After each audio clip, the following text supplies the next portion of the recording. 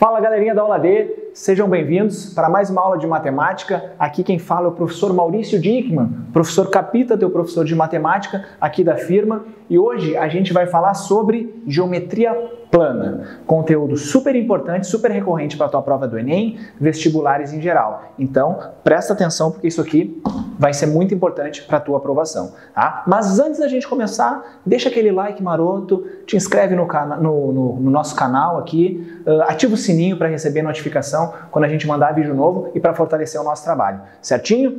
Então vamos lá, galera, geometria plana, como eu disse agora, super importante para o Enem e para os vestibulares, tá? Me arrisco a dizer que é top 3, top 2, quando vê até top 1 em termos de importância e relevância para as tuas provas. E no começo aqui da geometria a gente vai falar de ângulos, certo? Eu tenho certeza que tu tem uma noção do que é um ângulo, beleza? Se eu fizer essa abertura aqui com os meus braços, ó, tu sabe que entre os meus braços a gente tem uma abertura e essa abertura a gente chama de ângulo. Se a gente quiser definir de uma forma um pouco mais técnica, né, mais bonitinha, mais redondinha, essas coisas aí da matemática, o que é um ângulo? Ó, marquei um ponto O e desse ponto O vai partir uma semirreta para cá e uma semirreta para cá, beleza? Essa abertura que surge aqui no meio, ó, esse aqui é o nosso ângulo. Beleza? Certo? Essa aberturinha que ficou ali dentro, aqui a gente tem uma região angular, mas essa abertura é o que a gente chama de ângulo. Joia? Vamos dar nome para esses caras. O ponto O, esse pontinho aqui, ó, ele é o vértice do nosso ângulo. Beleza? E essas semirretas OA e OB, que eu vou representar aqui, ó, OA, segmento de reta OA e o segmento de reta ali OB, são os lados. Vamos botar assim, ó. São os lados do nosso ângulo. Beleza? Então o ângulo ele tem vértice e ele tem lados. Mas não te apega muito aos nomezinhos, porque isso não vai ser cobrado de ti, eu acho. Tá? Então olha só, vértice e lados. Mas como é que a gente mede um ângulo? Porque quando tu vai te referir a um ângulo, tu tem que falar, por exemplo, 30 graus, 90 graus. E essa é a unidade de medida que a gente vai estar utilizando no nosso estudo de ângulos, certo? Vai ser o grau. Beleza? E eu tenho certeza que tu sabe, que tu tem noção de quanto que é 180 graus, 360 graus. Só para pegar como exemplo, ó, se eu der um giro completo, ó, voltei para a posição que eu estava, tu concorda que eu dei um giro de 360 graus? Beleza? Então vamos só colocar aqui como exemplo, ó, 360 graus, a gente representa, ó, com essa bolinha ali em cima, tá? Um ângulo de 360 graus é uma volta completa, ó. Certo? Se eu girar 180 graus é o quê? Imagina que eu estou virado para lá, olhando para lá. Vou girar 180 graus. 180 graus. Estou agora de frente para o outro lado, de costas para onde eu estava. É essa unidade que a gente vai utilizar para medir os ângulos. Joia? Beleza? Agora, vamos classificar os ângulos de acordo com a medida deles. Tá? E a gente vai usar como referência o valor de 90 graus. O famoso ângulo reto. Tá? Aqui tem um ângulo reto aqui no quadro. Ó. Essa abertura aqui, ó. Isso aqui é um ângulo reto. Vocês não estão vendo, mas o ângulo que a parede faz com o chão é um ângulo reto, um ângulo de 90 graus. Provavelmente na tua casa, a parede é perpendicular ao chão, mas forma um ângulo de 90 graus. Ser perpendicular significa que o ângulo existente entre esses dois caras perpendiculares é 90 graus. E está aqui o nosso ângulo de 90 graus, que a gente representa por esse quadrinho ali, ó, com uma bolinha dentro. Tá? Isso aqui é um ângulo de 90 graus e a gente chama esse cara de ângulo reto. Joia? Esse cara vai ser muito importante quando a gente for falar de triângulo retângulo, por exemplo, e construir a trigonometria. Vai aparecer de novo o ângulo de 90 graus. Tá? Então bota um asterisco colorido, uma caneta com cheiro, enfim, dá um jeito de destacar o ângulo reto, porque ele é super importante. Tá? Agora, esses outros ângulos aqui, ó, esses dois, a gente vai classificar eles comparando com o ângulo reto, com o ângulo de 90 graus. Tá? Eu vou chamar esse cara aqui, ó, de ângulo X. Certo? Esse ângulo X, ele é um ângulo, tu tá vendo, menor do que 90 graus. X é menor do que 90 graus. Ó. X menor do que 90 graus. Tá? E um ângulo menor do que 90 graus é chamado de ângulo agudo. Certo? Então esse cara é um ângulo agudo porque ele é menor do que 90 graus. Joia? olha para o cara de baixo. Tu tá vendo, ó, que quando eu comparo esse com esse primeiro, ele tem uma abertura aqui, ó, maior do que 90 graus. Vou chamar esse cara aqui de ângulo Y.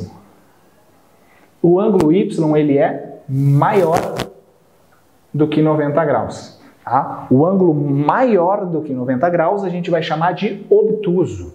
Isso aqui é uma palavra bonita. Obtuso, uma palavra bonita para tu botar no nome do teu filho. Imagina, obtuso Dickman, vem jantar. Nada a ver, né? Viajei, foi mal. Tá? Mas lembra que o ângulo obtuso é aquele maior do que 90 graus. Joia? Agora, esse terceiro aqui, ó, não é bem uma classificação, mas eu gosto ainda assim de lembrar que é um ângulo de meia volta. Isso aqui ó, não deixa de ser um ângulo. O cara pensa, não tem abertura, é uma linha reta. É uma abertura, só que elas estão bem retinhas aqui, ó, as minhas duas semi-retas, elas estão partindo uma para cada lado. Mas existe um ângulo ali, tá? E esse ângulo, ele mede quanto? Mede 180 graus, é o ângulo de meia volta que eu fiz antes, ó. Dei o giro completo aqui, né? 180 graus esse cara. E o ângulo de 180 graus, ele tem um nome. A gente pode chamar ele de ângulo raso. Ou ainda um ângulo de meia volta. Certo, gente? Então lembra aí desses caras. Tá? Eu costumo utilizar letras para me referir a ângulos. Aqui eu usei X e Y. Aqui nesses próximos exemplos que eu vou falar depois, eu usei alfa e beta, que são letras gregas. Mas tu pode usar os pontos que formam ele. Vamos usar esse exemplo aqui do começo, ó, porque aqui eu só chamei um ângulo, só escrevi ângulo, mas não dei o nome dele. Mas qual que poderia ser o nome desse cara? Poderia chamar esse cara de ângulo AOB, ó. E aí a gente representa dessa forma, colocando o vértice aqui no meio com um chapéuzinho em cima. Essa é uma das formas que a gente tem de representar um ângulo. Às vezes as provas escrevem assim, ó, sem o chapéuzinho.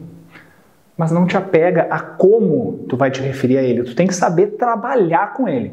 O nome que tu vai dar para ele é indiferente. Se tu quiser chamar ele de Leonardo, tudo bem. Esse é o ângulo Leonardo. Tudo bem, Leonardo? Tudo bem. Não tem problema. Tá? Tu chama como tu quiser. Mas tu tem que saber trabalhar com eles. Joia? Ângulo reto, ângulo agudo, ângulo obtuso e ângulo raso. Certinho? Agora, olha aqui. A gente tem essa classificação aqui também que diz respeito à soma deles. Certo?